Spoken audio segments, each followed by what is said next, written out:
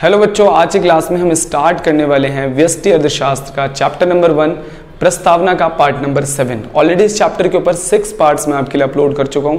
अगर आपने वो नहीं देखा वो भी देख लेना।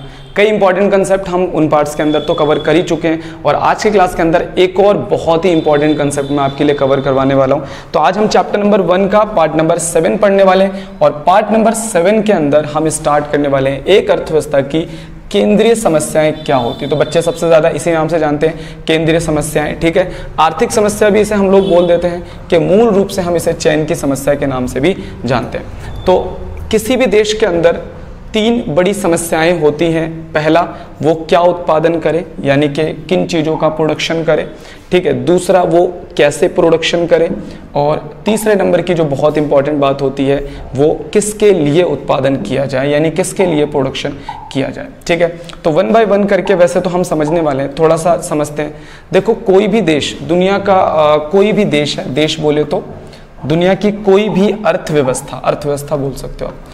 दुनिया की कोई भी अर्थव्यवस्था बोले तो देश बोल सकते हैं, सिंपल है ना।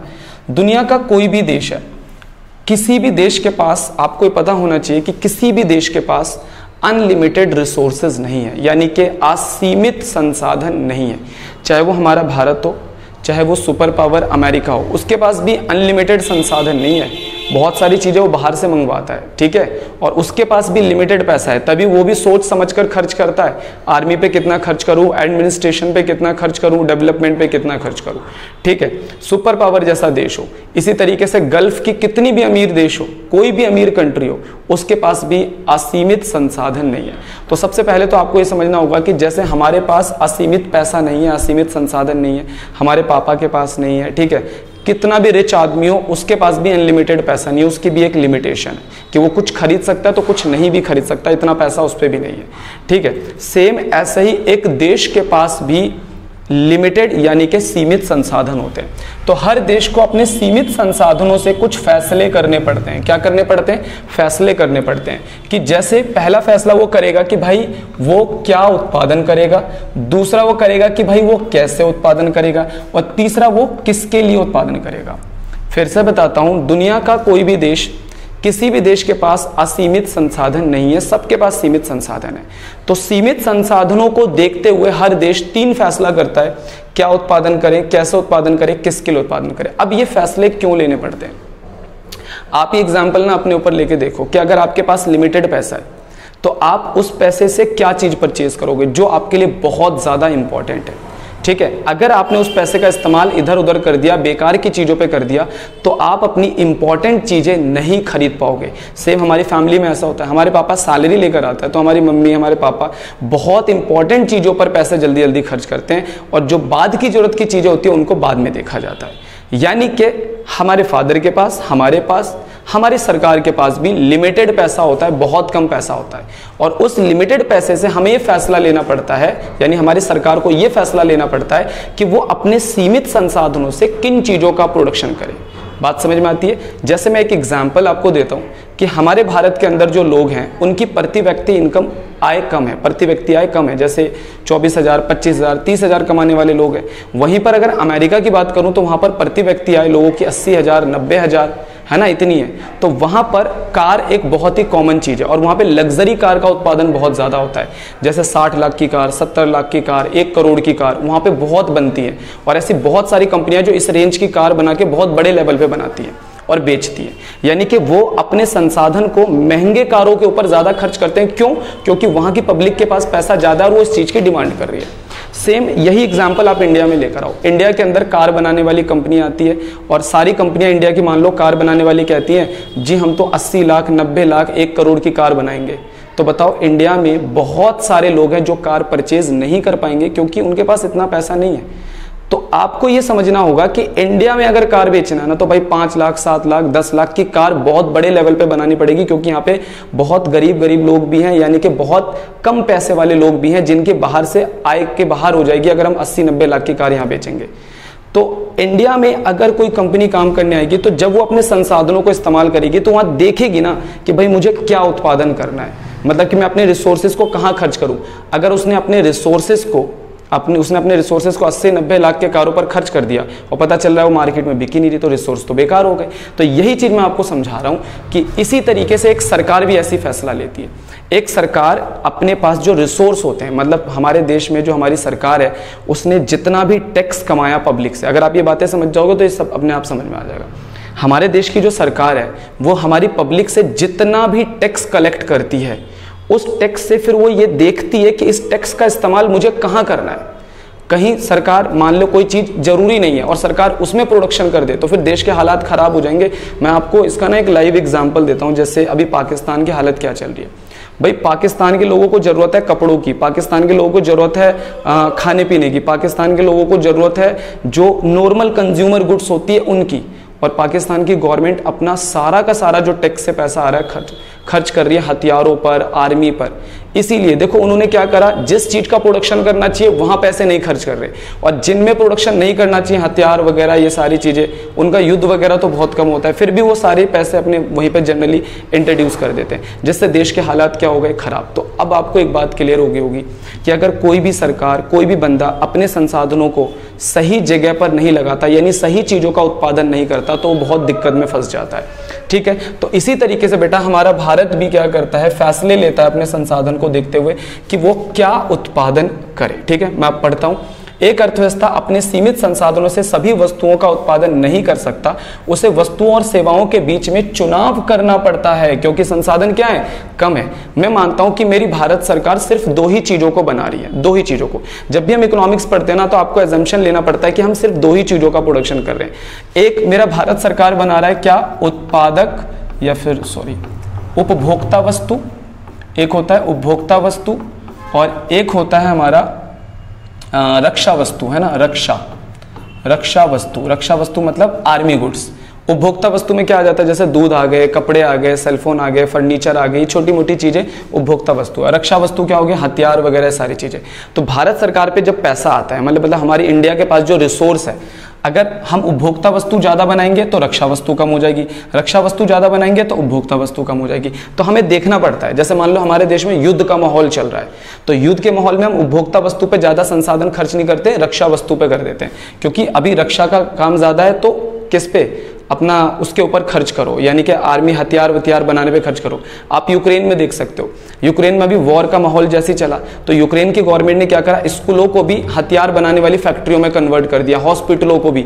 सारे लोग जो टीचर थे, कोई कुछ भी काम करता था, हर बंदा हथियार बनाने में लग गया।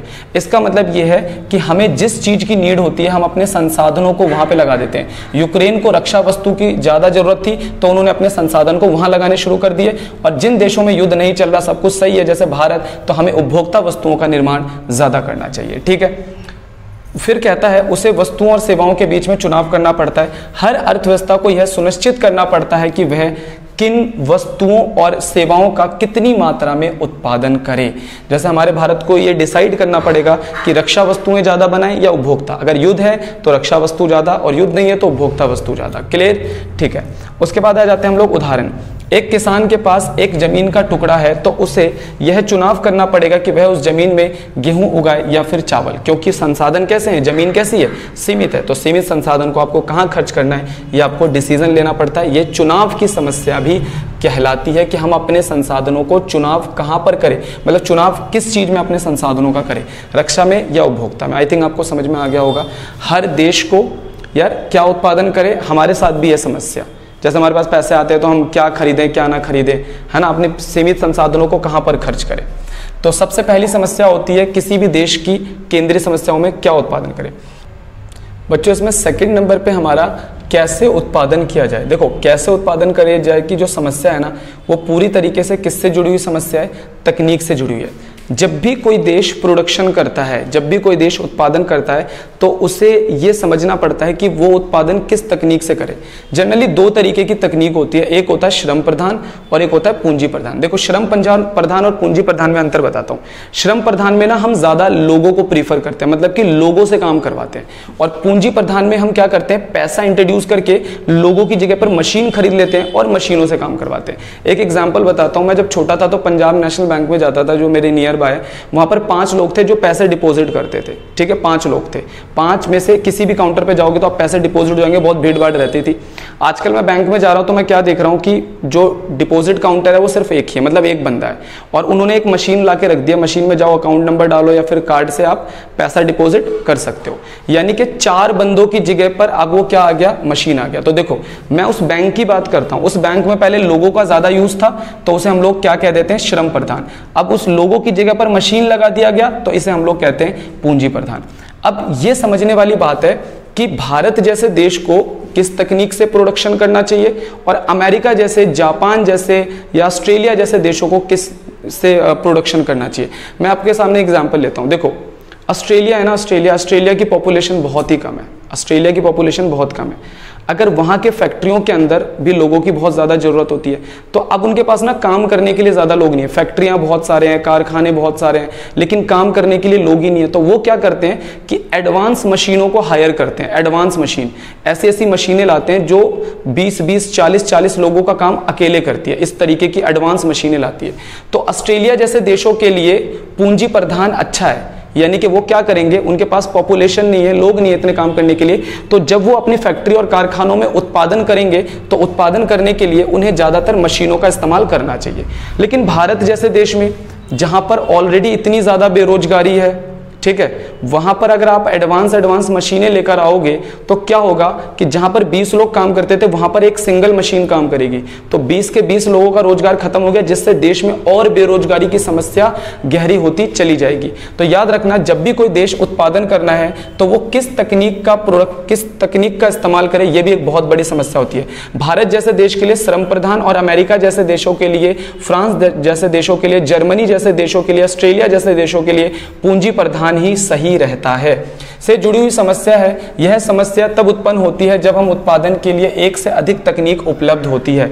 मुख्य उत्पादन की 2 बड़ी तकनीकें होती हैं, श्रम प्रधान और पूंजी प्रधान। श्रम प्रधान तकनीक रोजगार को बढ़ावा देती है, जबकि पूंजी प्रधान तकनीक में हम क्या करते हैं, पूंजी प्रधान तकनीक के अंदर, ठीक है, पूंजी प्रधान तकनीक के अंदर हम लोग क्या करते हैं, ध्यान से समझना, इसमें हम लोग ज़्यादा अच्छी से अच्छी मशीनों का इस्तेमाल करते हैं, लोगों का कम इस्तेमाल करते हैं और अपनी कुशलता को बढ़ावा देते हैं। तो आपको याद रखना है, मैंने 2 बड़ी केंद्रीय समस्याएं आप लोगों को बता दी। पहली केंद्रीय समस्या है क्या उत्पादन किया जाए, क्योंकि संसाधन कम है तो हमें डिसाइड करना पड़ता है सिचुएशन को देख करके हमें अपने देश में क्या उत्पादन करना चाहिए। दूसरा, कैसे उत्पादन किया जाए भी बहुत बड़ी समस्या है। हर देश को बहुत ही सोच समझकर तकनीक का इस्तेमाल करना चाहिए। भारत जैसे देश में आप देखो पूंजी प्रधान तकनीक बढ़ती जा रही है, मल्टीनेशनल कंपनियां इंडिया में बढ़ती जा रही है और हर मल्टीनेशनल कंपनी की कोशिश रहती है कि ज्यादा से ज्यादा लाभ कमाएं, और लाभ कमाने के लिए वो क्या करते हैं, एडवांस मशीनों को हायर कर रहे हैं, जिससे भारत के अंदर रोजगार का स्तर बहुत तेजी से क्या होता जा रहा है, गिरता जा रहा है। तो भारत जैसे देश के लिए श्रम प्रधान तकनीक बहुत ही बेहतरीन तकनीक है क्योंकि पॉपुलेशन हाई है। अगले नंबर पे आता है हमारे में कि किसके लिए उत्पादन किया जाए। देखो हमारे देश में ना बहुत सारी कम्युनिटी है, जैसे कि स्टूडेंट्स की कम्युनिटी है, ठीक है। तो स्टूडेंट्स लोग पता है क्या कहते हैं, स्टूडेंट्स लोग कहते हैं कि हमें अच्छी एजुकेशन चाहिए, हमारे को स्टेशनरी चाहिए, मतलब हमारे को फ्री में किताबें चाहिए। जो गवर्नमेंट स्कूल के बच्चे हैं, गरीब बच्चे हैं, वो कहते हैं हमें अच्छे अच्छे स्कूल चाहिए, हमें स्कूल्स के अंदर सारी फैसिलिटी चाहिए, ठीक है। ये कहते हैं एजुकेशन में, मतलब जो बच्चे हैं वो इनकी डिमांड है, बच्चों की, स्टूडेंट्स की डिमांड है कि अच्छे स्कूल्स दो, हमें टाइम पे स्कॉलरशिप दो, हमें स्टेशनरी प्रोवाइड किया जाए, हमें सारी सुविधाएँ पढ़ने लिखने की प्रोवाइड की जाए। तो ये डिमांड है किसकी, स्टूडेंट्स की। अब देखो गवर्नमेंट स्कूल एजुकेशन का बजट भी पास करती है तो स्टूडेंट्स के लिए बहुत सारे काम करती है, जैसे नए स्कूल बनवा देती है, स्कूलों के अंदर फैसिलिटी करवा देती है, तो ये सारे काम गवर्नमेंट करती है। इसी तरीके से हमारे देश में जो लोग बेरोजगार हैं वो सरकार से कहते हैं सर हमारे लिए रोजगार का कुछ इंतज़ाम किया जाए और हमारे को कुछ अलाउंसेस दिया जाए ताकि हम अपनी ज़िंदगी को अच्छे से व्यतीत कर सकें, हमारे लिए कुछ फैक्ट्रियां कारखाने लगाए जाए। तो गवर्नमेंट अपने उन्हीं संसाधनों में से उनके लिए भी खर्चा करता है। इसी तरीके से हमारे देश के अंदर महिलाएं हैं, महिलाएं कहती हैं हमारे को सशक्तिकरण चाहिए, महिलाएं कहती हैं हमारे को पावर चाहिए, हमारे को भी रोजगार चाहिए, हम भी उत्पादन के अंदर भागीदारी निभाना चाहते हैं। तो गवर्नमेंट महिलाओं को मजबूत कर सके इसके लिए भी बहुत सारे काम करती है। इसी तरीके से जो आर्मी है, आर्मी कहती है भाई हमारे को वेपन चाहिए, हमारे को हथियार चाहिए, हम देश की रक्षा करते हैं, हमारे को अपनी ज़िंदगी की सुरक्षा चाहिए, बहुत सारी चीज़ें, तो गवर्नमेंट उनके लिए भी पैसा खर्चा करती है। तो आप देखोगे हमारे देश में बहुत सारे लोग गरीब हैं, तो उसका भी प्रेशर है गवर्नमेंट के ऊपर। गवर्नमेंट क्या करती है, उनको फ्री में राशन दे देती है, गवर्नमेंट उनको LPG सिलेंडर पर सब्सिडी दे देती है, उनको बच्चों की फ्री में जो है पढ़ने की व्यवस्था करवा देती है, उनके लिए फ्री के इलाज के लिए हॉस्पिटलें खुलवा देती है। आप देखोगे हमारे देश के अंदर बहुत सारी कम्युनिटी है, यानी एजुकेशन में स्टूडेंट्स भी हैं, बूढ़े लोग भी हैं, महिलाएं भी हैं, हमारे देश में बीमार लोग भी हैं, हमारे देश के अंदर बहुत सारी अलग अलग सिचुएशन वाले लोग हैं और सबकी अलग अलग डिमांड है।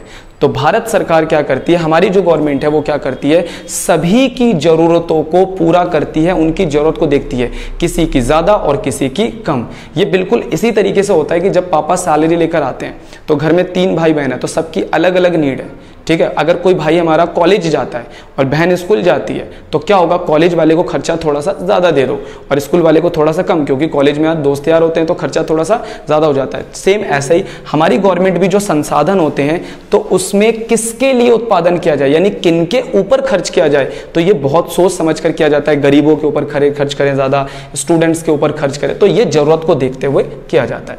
कोई भी समाज सभी लोगों की सभी आवश्यकताओं को पूरा नहीं कर सकता। देखो हमारी भारत सरकार भी सभी लोगों की आवश्यकताएं पूरा नहीं कर सकती, इसलिए यह निर्णय करना बहुत ही आवश्यक होता है कि किन लोगों के लिए कितनी वस्तु और सेवाओं का कितना उत्पादन किया जाए। तो बच्चों आज की क्लास के अंदर मैंने आपको बहुत ही इंपॉर्टेंट कंसेप्ट आपको समझा दिया है। अर्थव्यवस्था की केंद्रीय समस्याएं क्या होती है, बार बार रिपीट होता है एग्जाम के अंदर और बहुत बार पूछा जाता है। तो बच्चों आज की क्लास के अंदर इतना ही। अगली क्लास के अंदर एक और इंपॉर्टेंट टॉपिक इस चैप्टर का हम लोग कवर करेंगे।